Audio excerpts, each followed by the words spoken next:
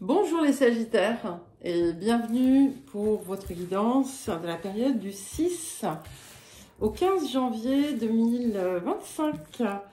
Donc habituellement je fais ces guidances, enfin ce format de guidance avec ce jeu pour les guidances de deuxième quinzaine. Et puis là je me suis dit bon, ça fait pas tout à fait une quinzaine, hein, on a déjà quelques jours qui sont passés, mais c'est le début de l'année, c'est le retour pour beaucoup au travail, pour d'autres, bon, c'est la continuité, mais il y a quand même cette idée de, voilà, de recommencement. Donc je me suis dit, allez, un petit coup de pouce en plus, pourquoi pas. Et puis, une fois n'est pas coutume, je vous mélange les cartes en direct, et je les pose en direct. Comme vous pouvez le constater, c'est un petit peu long à faire, donc c'est pour ça qu'en général je le fais en amont et je vous fais une petite vidéo en accéléré. Alors je suis désolée, j'ai la tête qui est un petit peu coupée, mais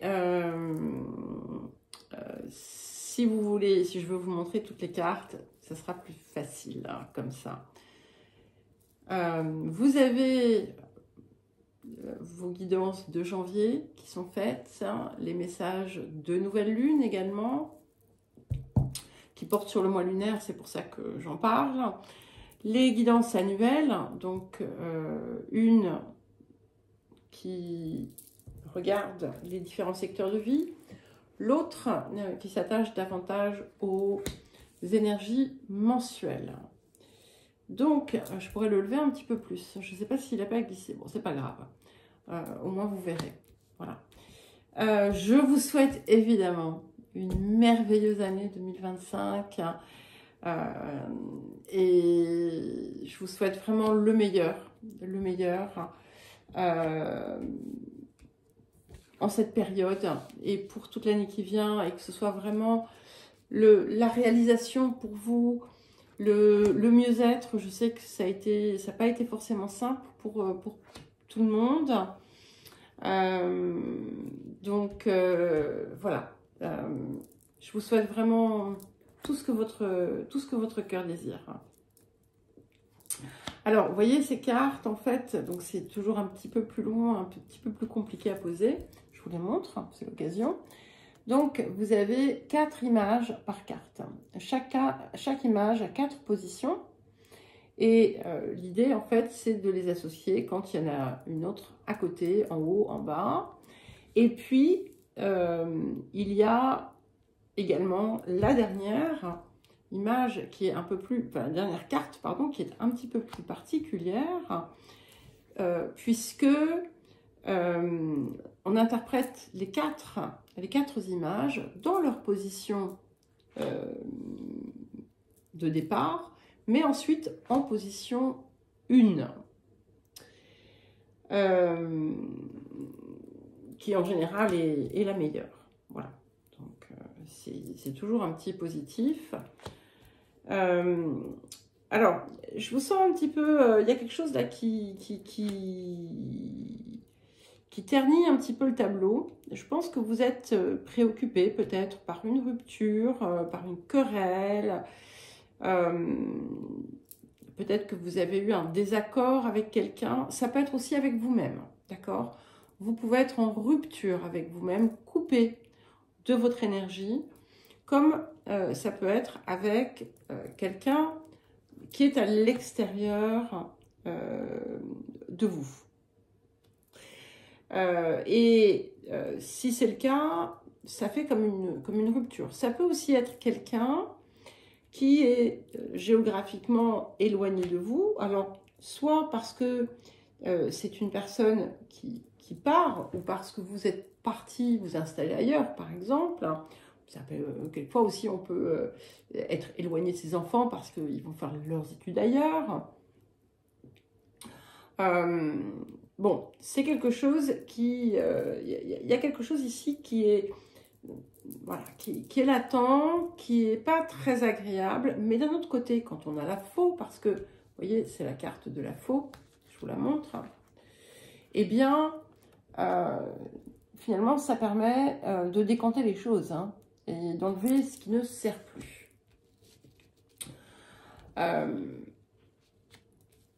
Voilà. Bref, on continue. On continue. Donc, c'est ça reste quand même visiblement quelque chose qui occupe beaucoup votre esprit. Voilà. Il y a pu avoir des répétitions d'ailleurs de cette situation. Et vous vous demandez peut-être, mais comment est-ce que je fais pour régler ça? Qu'est-ce que je peux faire? Et peut-être que vous avez effectivement quelque chose à faire, mais ça tient peut-être au niveau du comportement. Pour les personnes qui ont une séparation, on va dire, affective, de cœur, d'amour, d'une relation amoureuse, voilà. Parce que l'amour, ça peut être partout. Eh bien, sachez que voilà, c'est peut-être mieux ainsi pour vous. Et que vous trouverez finalement le support nécessaire ailleurs. Ça indique que voilà, il y a vraiment des relations, ou une relation en tout cas, dans votre vie qui, voilà, qui sera d'une loyauté à toute épreuve, d'un soutien à toute épreuve. Alors bien entendu, ça peut être un ou une partenaire de vie, mais ça peut être aussi tout autre type de relation sur qui vous pouvez compter véritablement voilà, sans problème.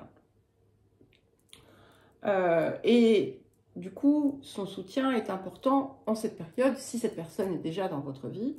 Si cette personne n'est pas dans votre vie, eh bien, elle arrive. Voilà. Il y a pu avoir aussi, au sein de relations, de personnes avec lesquelles on se réunit, quelque chose qui a été dissonant, mais voilà, on vous invite à ne pas vous isoler et à cultiver ces moments de partage, de connexion, notamment si vous aviez un petit peu arrêté, eh bien, ça vous ferait du bien en cette période.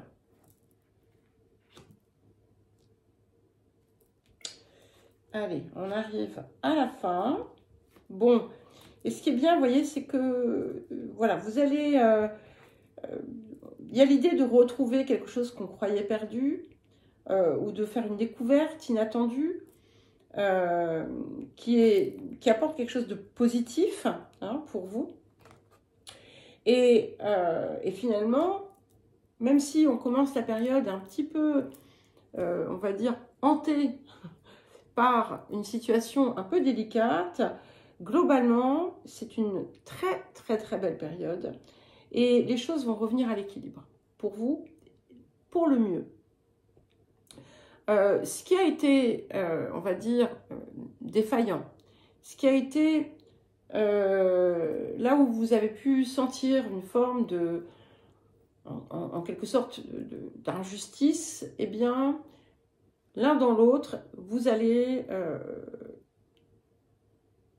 retrouver une forme de satisfaction. Ça indique également, c'est une période, on a une période de grande réussite qui a l'air de vouloir s'ouvrir pour vous. Et même si vous êtes dans une situation délicate ou complexe, eh bien, sachez que il y a de fortes chances qu'il y ait un revirement inattendu et très très favorable pour vous. Parce que vous voyez, on a cette carte ici, ben, je vous la montre comme ça, on voyait un petit peu. Je ne vous les montre pas toutes parce que il faut les tenir deux par deux, c'est pas toujours simple. Mais donc vous avez ici sur celle-ci, vous avez donc la maison qui est déjà en position 1, la balance, ce que je vous indiquais autour de l'équilibre tout à l'heure. Vous avez le homard, enfin l'écrevisse, en position 3 et qui sera ensuite également en position 1. Et vous avez le poisson en position 3 et qui sera également en position 1. c'est une très très belle carte puisque, comme je vous le disais, il peut y avoir un revirement favorable et au-delà de ça, ça veut dire que tout vous sourit. Hein. On est dans l'expansion, dans la réussite, le bien-être aussi, que l'on peut trouver chez soi, mais dans sa vie aussi de façon générale, avec des satisfactions. Avec l'écrevisse, notamment en position 3, eh bien, c'est que s'il y a des choses qui ont pu traîner, qui ont pu prendre leur temps, c'est que c'était mieux ainsi. D'accord ? Par exemple, pour certains et certaines, ça a pu vous permettre de comprendre quelque chose, de découvrir autre chose, de finaliser aussi un projet. Et surtout, puisqu'on a ensuite l'écrevisse en position 1, eh bien, il y a cette idée de changer sa perspective, d'aborder la situation autrement. Et finalement, c'est grâce à ce délai qu'il y a pu y avoir que vous allez pouvoir agir ainsi. Et je vais terminer par le poisson, qui est une très très belle carte. Donc en position 3, ici, eh bien, ce qui est important pour vous de comprendre, c'est le sens de votre valeur. Il y a quelque chose ici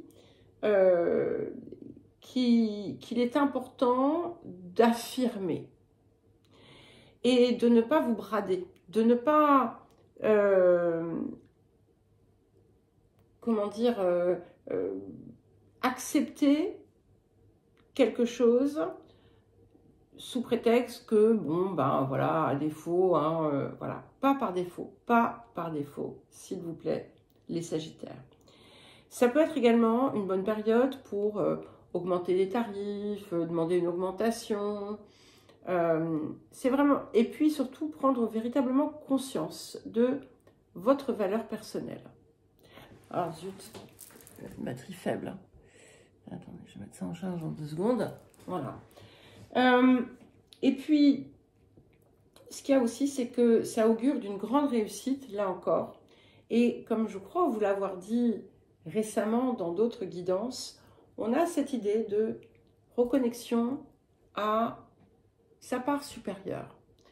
Il y a quelque chose qui doit vous élever ici. Il y a quelque chose qui vient vous élever, qui vient élever votre pensée, qui vient élever votre regard et qui vient du coup aussi vous montrer, pour certains et certaines, un chemin qui pourrait vous mener vers plus de... Alors, j'aime pas le mot spiritualité parce que c'est quelque chose qui est très galvaudé. Et puis, voilà, ça rentre dans des cases.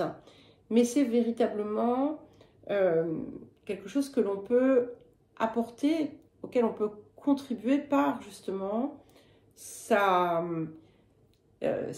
propre grandeur, en quelque sorte. Ça peut indiquer aussi une réussite hein, dans ce domaine. Ça peut indiquer la réussite accentuée parce que justement, on est véritablement en phase avec soi, avec ses parts. L'eau aussi peut jouer un rôle important. Alors ça peut être un voyage autour de l'eau, ça peut être la présence de l'eau, je ne sais pas, vous pouvez habiter rue du Château d'Eau. Voilà, je vous dis ça, il y aura peut-être quelqu'un parmi vous, effectivement, qui va déménager rue du Château d'Eau. Il y a quelque chose ici à ne pas négliger, alors ça peut être aussi l'étranger pour certains.